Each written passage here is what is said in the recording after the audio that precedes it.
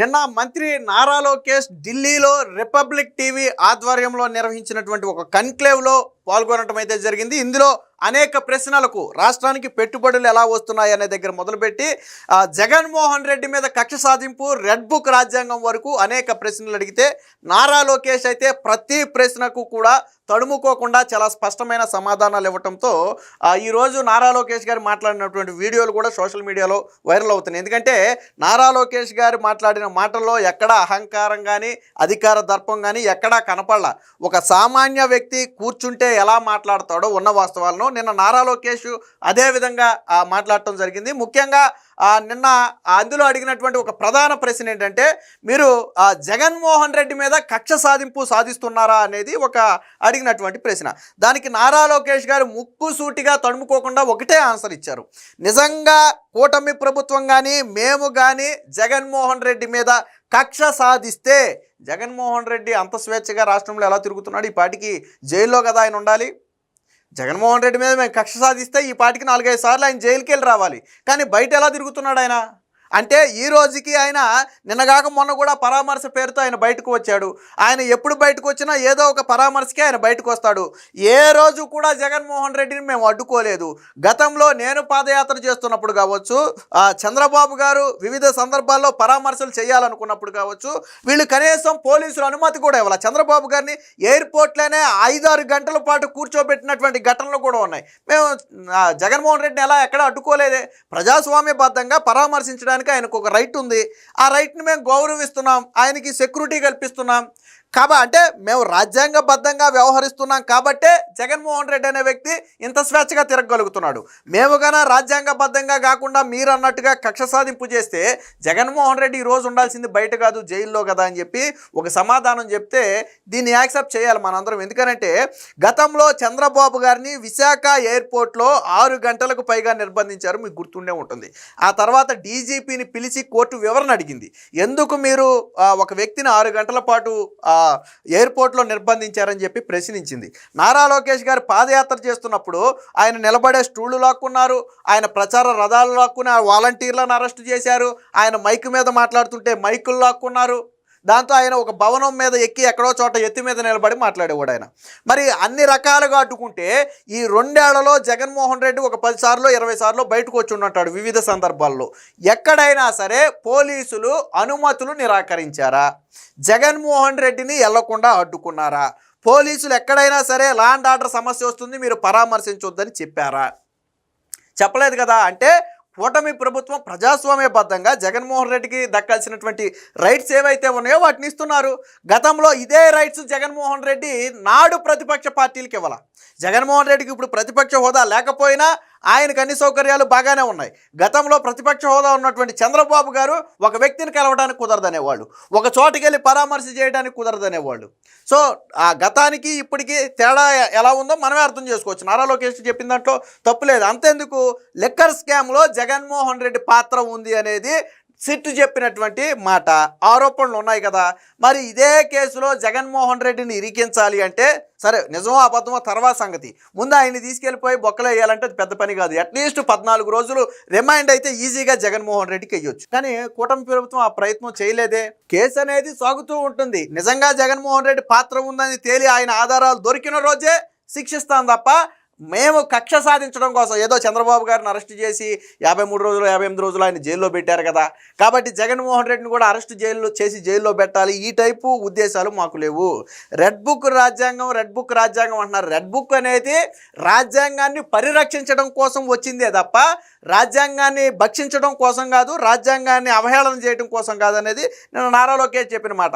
ఎవరైతే జగన్మోహన్ రెడ్డి అధికారంలో ఉన్నప్పుడు రాజ్యాంగాన్ని తుంగలో తొక్కి రాజ్యాంగానికి వ్యతిరేకంగా వ్యవహరించారో వారందరినీ అదే రాజ్యాంగం ప్రకారం శిక్షించాలి. అదే రెడ్ బుక్ తప్ప, అంటే రెడ్ బుక్ అనేది గతంలో రాజ్యాంగాన్ని ఉల్లంఘించిన వారికి శిక్ష విధిస్తుంది తప్ప కక్ష సాధించుకునేది కాదు అని చెప్పి నిన్న నారా లోకేష్ అయితే చెప్పడం జరిగింది. ఇదే సందర్భంలో రాష్ట్రానికి పెట్టుబడులు ఎలా వస్తున్నాయి అనేది నిన్న నారా లోకేష్ చాలా స్పష్టంగా చెప్పడం జరిగింది.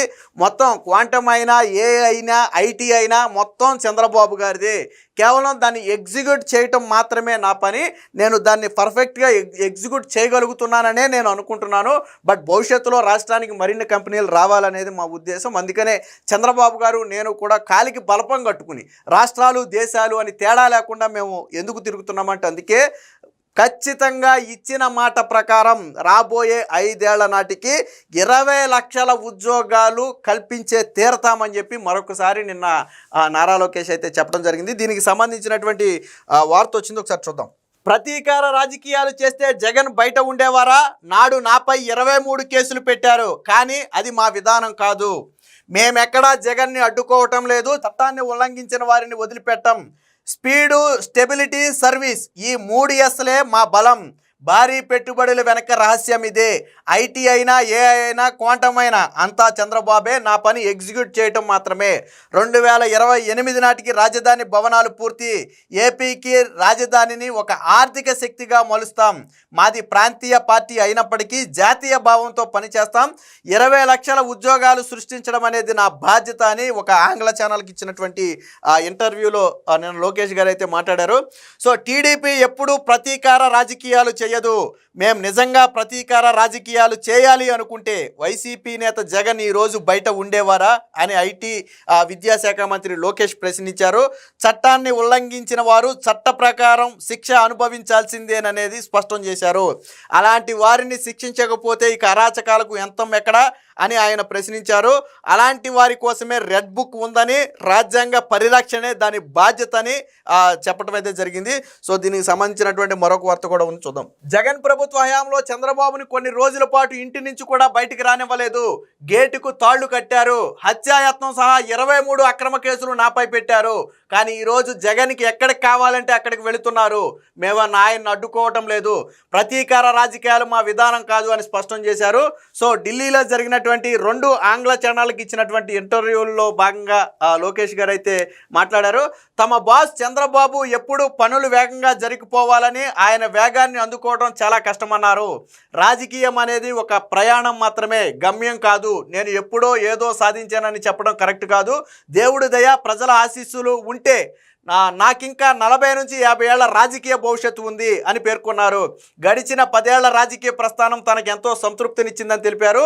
ఎన్నో ఎత్తుపల్లాలు చూశాను. విజయాలు వచ్చినప్పుడు ఎంత బ్యాలెన్స్డ్గా ఉన్నానో, పరాజయాలను కూడా అంతే సమానంగా తీసుకున్నాను. ప్రస్తుతం దేశానికి గొప్ప అవకాశాలు ఉన్నాయని భావిస్తున్నాను.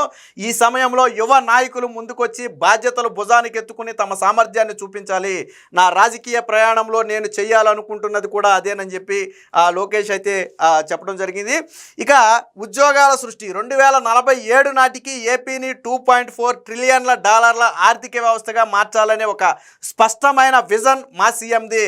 ప్రస్తుతం నేను 2 ముఖ్యమైన శాఖలను చూస్తున్నాను. ఒకటి విద్య, భారత్ పోర్ట్ఫోలియో. రెండవది ఇండియా పోర్ట్ఫోలియో, పెట్టుబడులు ఆకర్షించడం, ఉద్యోగాల సృష్టి.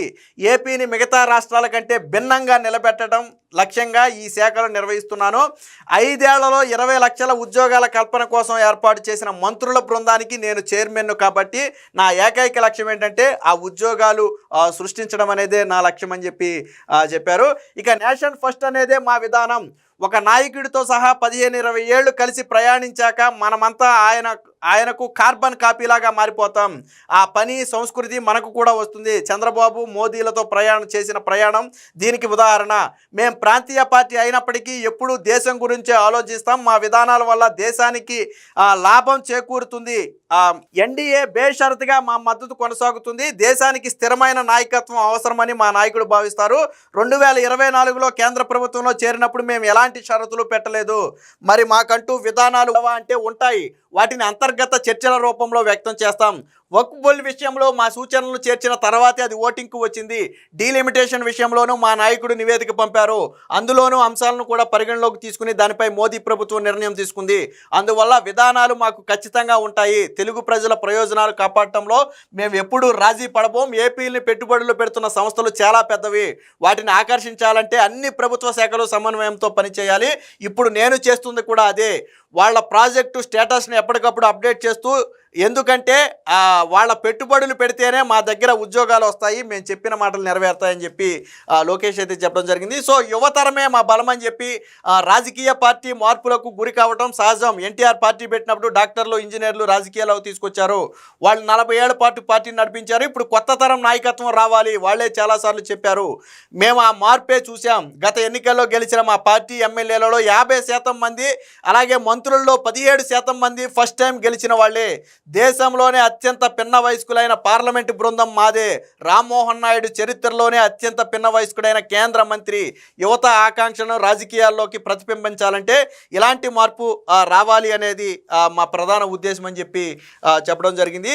ఇక స్పీడు స్టెబిలిటీ సర్వీస్, దేశ చరిత్రలోనే అతిపెద్ద విదేశీ పెట్టుబడులైనటువంటి గూగుల్ డేటా సెంటర్ కేవలం 13 నెలల్లోనే పనులు ప్రారంభించింది.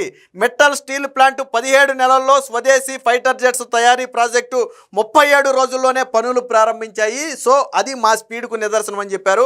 ఇక స్టెబిలిటీ, మా నేతకు మంచి ట్రాక్ రికార్డు ఉంది. ఆయన విధానాలు ఎప్పుడూ ఏపీని ప్రత్యేకంగా నిలబెడతాయి, మేము వాటిని అమలు చేస్తున్నాం. ఇక సర్వీస్, వ్యాపారవేత్తలు నా దృష్టిలో దేశ నిర్మాతలు. వాళ్ళు ఉద్యోగాలు ఇస్తారు, దేశాన్ని నిర్మిస్తారు. ఒక నేతగా రాష్ట్రానికి సేవలు అందించి ఇచ్చిన మాట నిలబెట్టుకోవడం నా లక్ష్యం అని చెప్పి నారా లోకేష్ గారు అయితే చెప్పడం జరిగింది. మొత్తంగా రాష్ట్రానికి పెట్టుబడులు రావటం వెనక ప్రధానమైనటువంటి కృషి చంద్రబాబు గారిది అయితే వాటన్నిటినీ కూడా గ్రౌండ్ చేసే బాధ్యత నేను తీసుకున్నానని చెప్పి నారా లోకేష్ గారు అయితే చెప్పడం జరిగింది. ఏదైతే 20 లక్షల ఉద్యోగాలు అని మేము ఎన్నికల సమయంలో హామీ ఇచ్చామో ఆ మాటకు ఈరోజు కట్టుబడి ఉన్నాం. రాబోయే 5 ఏళ్లలో, ఆల్రెడీ ఇప్పటికి 2 ఏళ్ళు పూర్తయింది, రాబోయే 3 ఏళ్లలో ఖచ్చితంగా 20 లక్షల ఉద్యోగాలు కల్పించాలి. ఆ లక్ష్యంతోనే నేను పనిచేస్తున్నానని చెప్పి నారా లోకేష్ అయితే చెప్పడం జరిగింది. రాష్ట్రానికి వచ్చి పెట్టుబడులు పెట్టే వారికి ఒక సుస్థిరమైనటువంటి వాతావరణం కల్పించాలి, పెట్టుబడుల భావన కల్పించాలి అనేది మా లక్ష్యం. అందుకనే స్వయంగా మేమే ప్రతి దేశానికి, ప్రతి రాష్ట్రానికి వెళ్ళి ఇన్వెస్టర్లను ఆహ్వానిస్తున్నాం.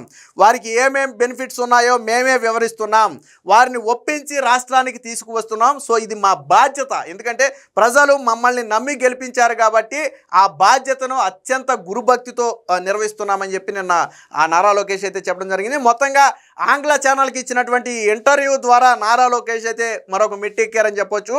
ఎక్కడ అధికార దర్పం కానీ, తాము అంటే దేశంలోనే అత్యధిక పెట్టుబడులు తామే తెచ్చాం కాబట్టి నేనే గొప్పని కానీ నారా లోకేష్ ఎక్కడా చెప్పలేదు.